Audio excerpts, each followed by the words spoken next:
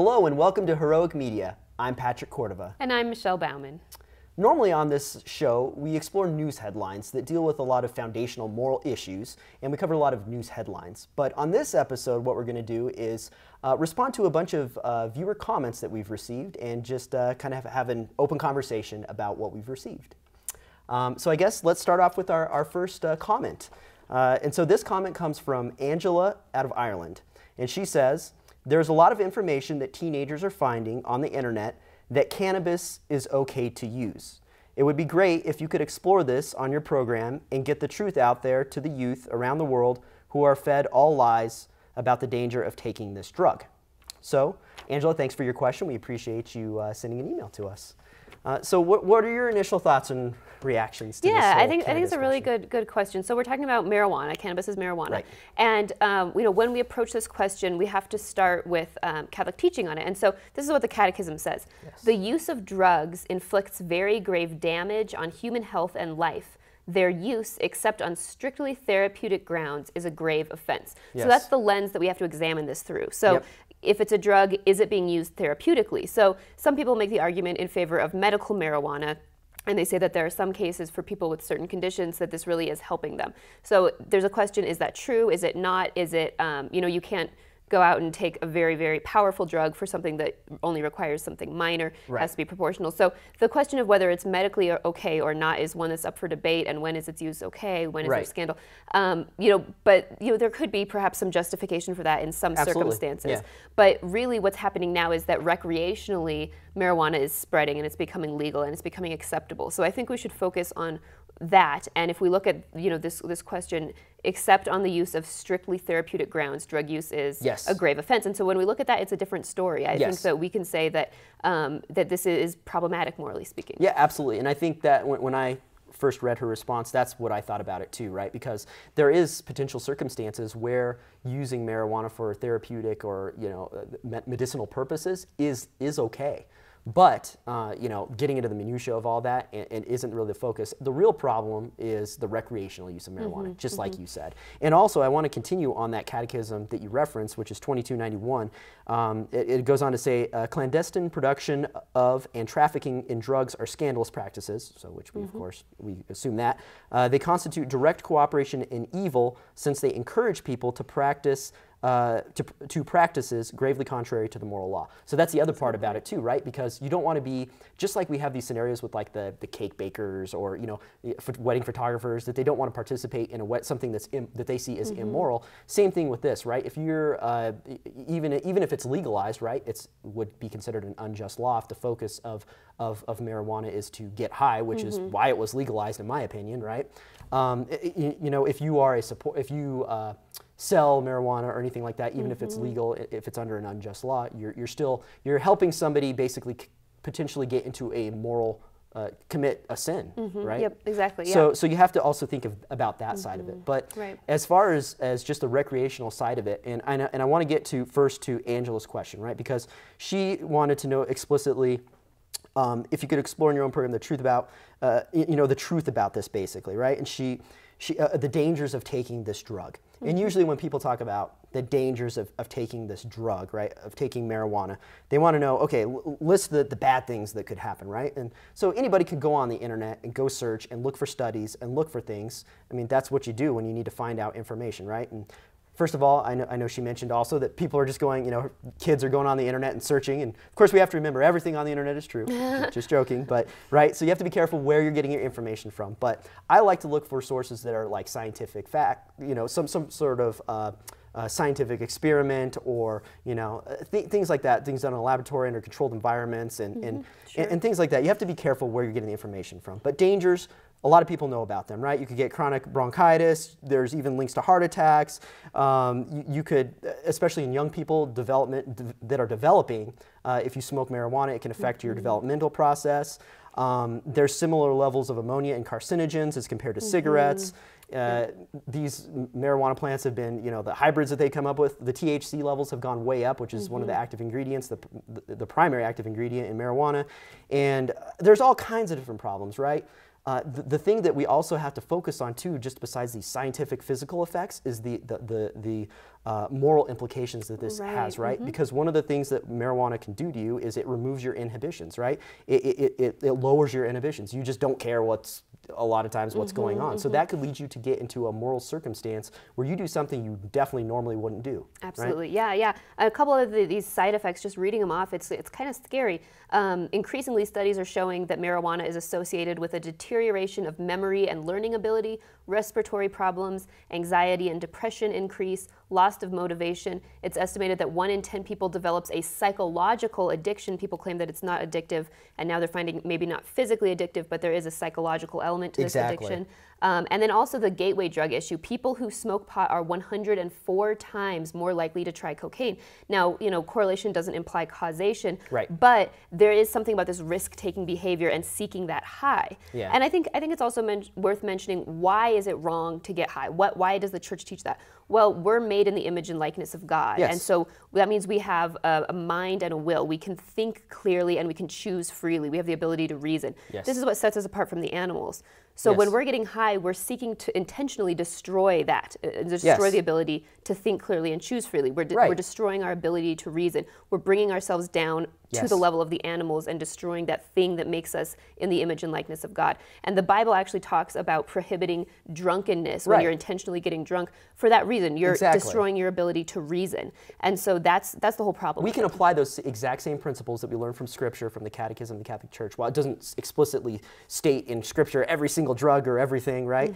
Drunkenness, we can apply the same principles, just like you said. You aren't in the right state of mind. You are not able to control your reactions to things, and that's the problem, right? And so Ephesians 5:18, Romans 13:13 talks about it. Luke 21 also says to avoid indulgences and worldly cares, to be ready for the Christ's second coming, right? So if you're in the state of mind where you aren't ready for the second coming and things like this, right, and you're not able to live out your Christian life because you're impaired, and you don't need to be impaired, right? Because that's why people smoke weed, is to get high. That's the primary. And let's also point that out too, is that there is an attractive side of marijuana. Otherwise, people wouldn't be doing it. We wouldn't be having this discussion. So I think you also have to be realistic about it. There is an attraction, but the dangers, to me, far outweigh that attraction. Absolutely, very dangerous. And it's so subtle that people aren't realizing what it's doing until it really is causing effects in their life. Exactly. Okay, let's move on to the next question. All right. One of our viewers says, I had cancer and became pregnant. I stopped all treatment as soon as I found out, even though the doctors told us I would not make it. I thought to myself, if I had a child and someone tried to kill my child, I would give my life to defend my child from a predator. Why would I not do the same thing when my child was in my stomach? They delivered my child as early as they could by cesarean birth. I am alive, and my son is 11 years old now. It was a very stressful time, but with the love and support of my husband and family, we made it. We spent a lot of time before the Blessed Sacrament. Thank you so much for writing to us and for sharing your story. What an incredible, beautiful story of love and of courage. That's scary when you're told by the doctors that you're going to die. But to say, I am going to stand up for life and I'm willing to make this sacrifice for my child, it's a beautiful witness. It is a beautiful witness, and those are the first two words out of my mouth too. I was like, this is an amazing story, and what courage. Those are the first two things I had to say about this. And it is. It's just one of the things that I thought was interesting about her comment was how cancer was the predator that was going to come get her child. Kind of how she put that spin on it, and I thought that was a really good point, a different way to think about it too, from that predator aspect, right? Because that's what any parent would give their life for their kid, against a predator, and so cancer in her circumstance is seen as this predator, and I thought that was really cool. And this also kind of opens us up to just making a comment regarding chemo and pregnancy too, right? Because recent studies we've covered on the show before show that you can take some of these drugs without affecting your child. So the Catechism doesn't, the church teaching doesn't say you have to give your life, right? There's this double negative effect and everything, and so you have to take that all into account. But man, when you can really step up like that and just, that's awesome. Right, and note that in this case the doctors were wrong. They told her she wasn't going to make it, and she did. So that was not the only option. That's my other comment. 11 years later. Doctors aren't always right. We have to remember that. And sometimes God chooses to take the life of your child. You don't know, but to have that prayer and that trust, I think, is very important, and it really is a beautiful witness. Yes, that love and support, as well as the family support there. That was just another huge thing, and also the sacraments, relying on those. All right, we're going to have some more questions, so please stay tuned.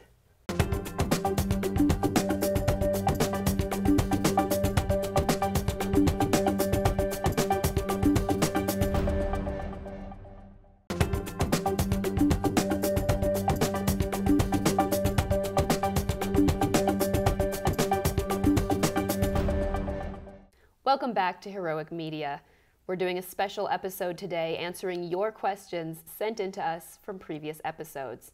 In our next question, Dolores says, when you were talking about Democrats and atheists being pro-life, you failed to mention a huge impediment for their effectiveness, namely that the Democratic Party platform is pro-choice. There's tremendous pressure put on Democrat office holders, which explains Rep. Tim Ryan's sudden change to being pro-choice.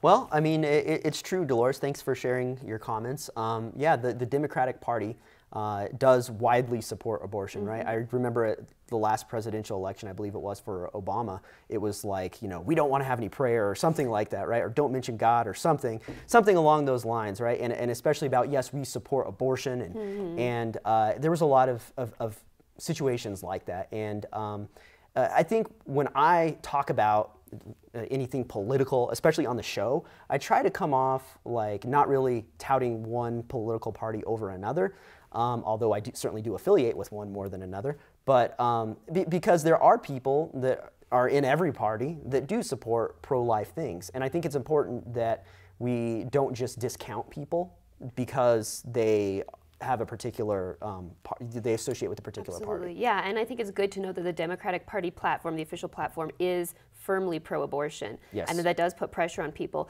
But at the same time, being Catholic does not mean being Republican, and there are certainly issues in which the Republican Party or individual Republicans are at odds with the church. And we've even seen sometimes— Recently.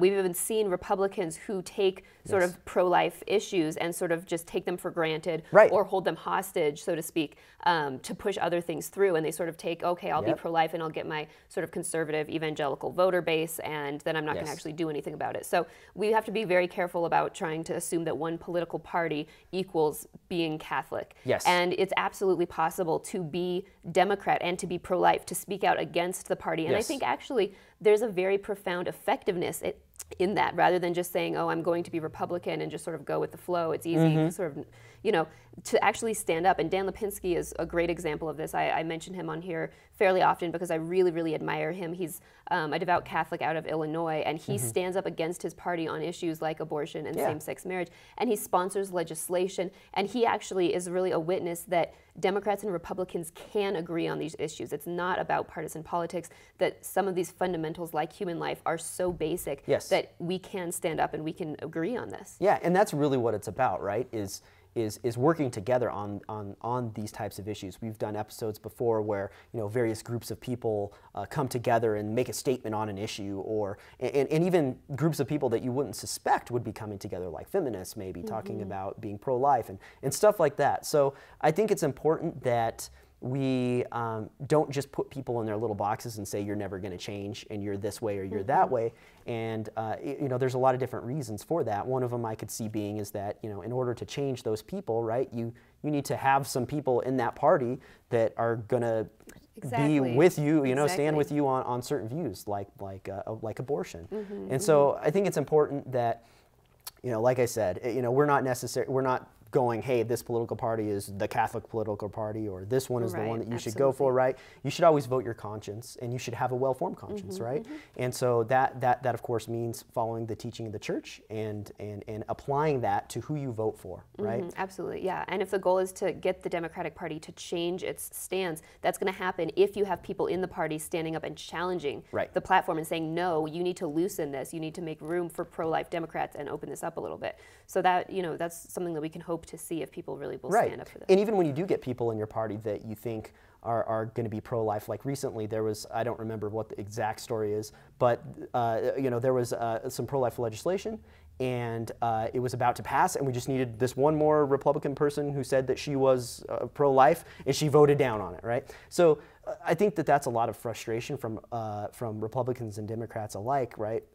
In my conversations with people about who to vote for, and they go, well, if I vote Republican, sure, they claim to be pro-life, but then they never do enough to get things happen, right? And so hopefully things will change. Hopefully you can rely more on people and trust what they say. But you just gotta go with your gut, and hopefully and by what people say and what they do, right? And remember that politics is one piece of the solution, but really evangelizing and promoting the pro-life movement is about so much more than just that. Exactly, changing families, starting at the person and moving outward. Absolutely. Yep. Okay, let's move on to our next question, or comment rather. Jenny said, would it be possible, please, to present a topic on fathers versus mothers accountability for child rearing? We see media accusing mothers and single mothers for not being able to look after one or more children while keeping a job and a household. Meanwhile, the father abandoned both the mother and his children. So, Jenny, thank you for your comments. So what was your first thoughts on that? Yeah, I think this is really important, and we touch on this a little bit here and there sometimes, but I think it's worth reinforcing. The U.S. Census numbers say that 43% of U.S. children live without their father. 43%. Wow, that's almost insane. half of children are growing up without their father, and that's a huge problem. Yeah, it is. And just a couple of the things that are the correlations here. Children who grow up without their father have a higher risk of poverty, drug use, behavior problems, becoming victims of abuse, criminal behavior, and suicide. Right. Those are very serious things. Fathers matter. They do. And we need to take this very seriously. Absolutely. And you can see how the family unit, when the devil breaks that unit apart ever since Adam and Eve trying to break relationships up, right?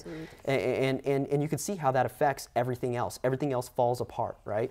And so it's really, really, really important for both the mother and the father to be there. That was one of the first things that came to my mind when Jenny, when I read her comments, and that was, she was asking about the different roles, right? And in response, accountability, basically, for parents. And my first comment on that is, well, mothers and fathers both have to be accountable, right? Both of them do. And it's not just a one or other thing. And that might look different in different families, right? Sometimes the dad is the one that's working, sometimes the mother, sometimes, there's different scenarios and things like that. But the important thing is that both the mother and the father need to be there, because each of them has a specific, special role that only they themselves can carry out. And I think when you work together too, that's what really makes that marriage strong. Like, I mean, when it's just me watching my 3 kids and my wife's not there, I'm like, man, this is hard.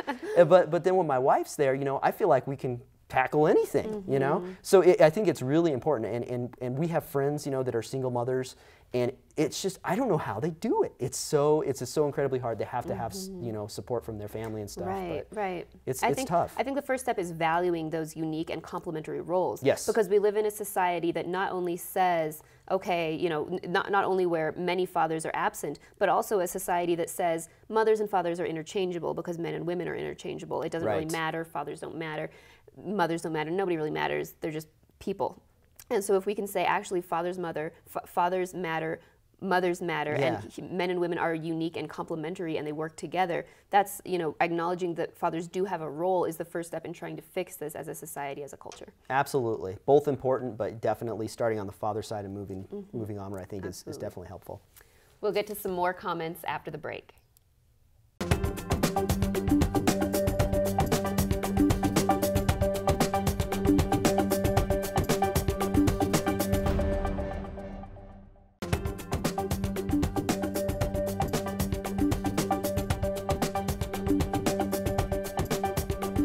Hello and welcome back to Heroic Media. In case you're just joining us, I'm Patrick Cordova. And I'm Michelle Bauman.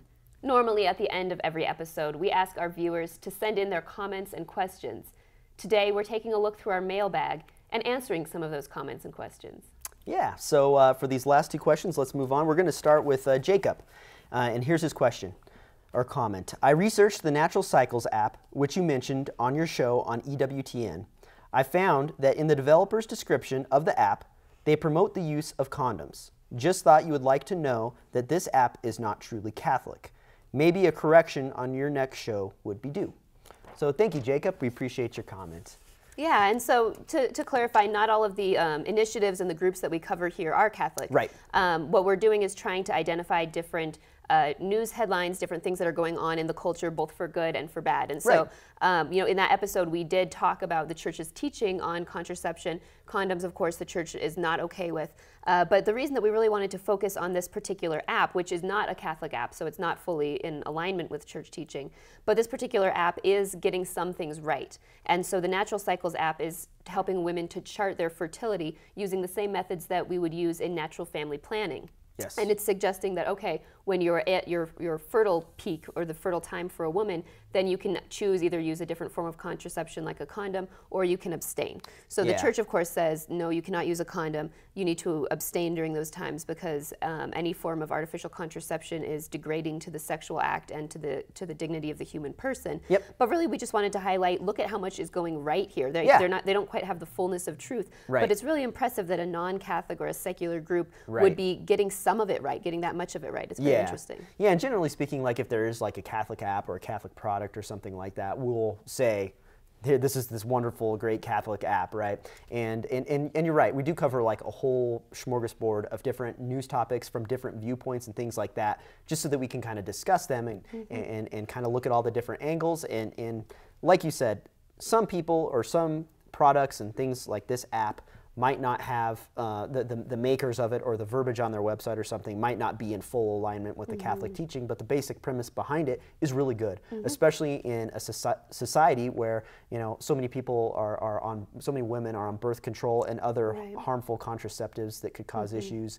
And so this is a natural way, which is, you know, it's much better, and it is far more in line with Catholic teaching than birth control and things like that. Right, and it's definitely good to note when there is a problem or a potential problem so that Catholic users would be aware of it. But I think this also just shows us an opportunity, a door that's open. There was another app, Kindara, which I mentioned on that episode. Over 500,000 women have downloaded this natural fertility monitoring app. So that's 500,000 women who have opened that door and who are open to maybe further discussion about it. Right. And maybe that's an opportunity for evangelization. 500,000 women. It's about baby steps, right? Exactly. And so even if we're talking about an app or something that is not from a Catholic, it's great because you know, we can bridge the gap from other people and start, you know, hopefully leading them in the right direction. Yeah. So I think that's one of the big keys to that, is that ecumenical kind of factor. And Pope Francis really encourages us to do this, to go out there and dialogue, to encounter people. Don't avoid people and you know, you're not 100% on board here. But no, to go out and say, hey, let's talk about these areas that we agree. Let's discuss this more.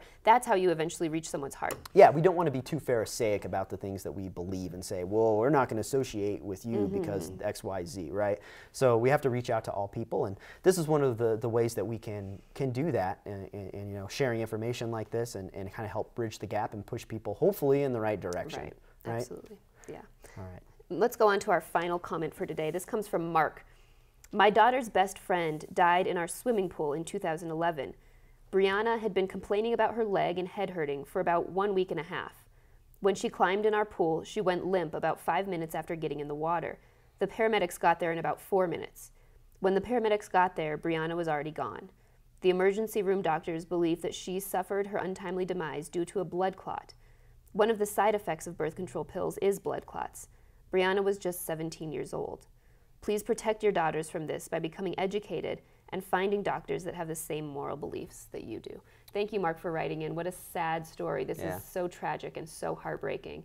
It's so sad to hear these stories, and you're absolutely right. We need to know the risks of these things. Birth control is incredibly risky. There are these risks associated, especially with certain types of it, and women need to know what they're signing up for. They need to know that so many women don't even know those risks when they go on to birth control. Yeah, absolutely. And you know, obviously the assumption here is that that the birth control is what caused the blood clot. I mean, like the marijuana story earlier, you know, I have a friend who had went into a manic episode shortly after he started smoking weed, and I think it was caused by that. But, you know, it's hard to say what the exact cause of correlation is, but one of the side effects is of taking the pill is, of course, blood clots. And apparently, because I had a discussion/argument with a feminist before, a friend of mine, about birth control, and she was saying, "Oh, that's just the old type of birth control pill that caused that." But really, perhaps it was more prevalent, a lot more prevalent. I don't know, but it still happens today, and it's still a side effect, and we can't ignore those side effects, right? Absolutely. And what does that say about you when you say, "Hey, I would rather suffer a blood clot or a stroke or a heart attack or any of the other side effects that's listed on there," as opposed to having a child. Right. I think in most cases women just don't know, and that's why one of the reasons that birth control is so profoundly anti-women. In some cases they don't know, they're not told. In other cases science doesn't know. There's not enough medical research done, so these women become test subjects. And it's not just past forms of birth control. Yaz and Yasmin are two very prominent ones. That is widely recognized now as causing these risks of blood clots. Right. The FDA says that with these two particular forms, the risk of blood clot is 1 in 1,000. So that might seem small, but when you look at the massive number of women who are potentially taking birth control, those numbers are not insignificant. And we've actually seen a flood of lawsuits over deaths, strokes, gallbladder disease, all kinds of other problems. Yep. As of 2013, Bayer Healthcare Pharmaceuticals had paid out $1.4 billion in settlements to over 6,000 women. Wow. So this is, this is such a sad thing, and it's something that women need to be aware of. And I think one of the ways you can make yourself aware of this, and Mark mentioned it, and thank you so much for mentioning that, is find a healthcare provider that has the same beliefs as you. I think that's super key. Like here in Denver, we've had Bella Natural Women's Care on the show. There's Our Lady of Hope Medical Center. There's all kinds of, look around in your area to find somebody that has beliefs that are in line with yours, because it's really going to make things a lot simpler for you, because you can trust what they're saying isn't going to violate any moral beliefs that you have. And it's also it's going to make conversations about those types of things easier, right? Absolutely. Like when you're bringing your 12-year-old daughter in and they're like, okay, let's give her the HPV, vaccination or whatever, and you're like, well, why would I want to do that, right? So you can avoid a lot of those kinds of conversations, tough conversations, and also you'll be following, something that is in line with the teaching of the church. Absolutely. Very important. Yeah. All right, that's it for this week on Heroic Media. Please join us next week for all the up-to-date news on the pro-life issues that matter to you. Please feel free to write to us with your comments, questions, or news tips at news@heroicmedia.org. And please visit our website at heroicmedianews.org, where you can check out more stories and read more about Heroic Media. That's it for this week. Until next time, keep us in your prayers. God bless.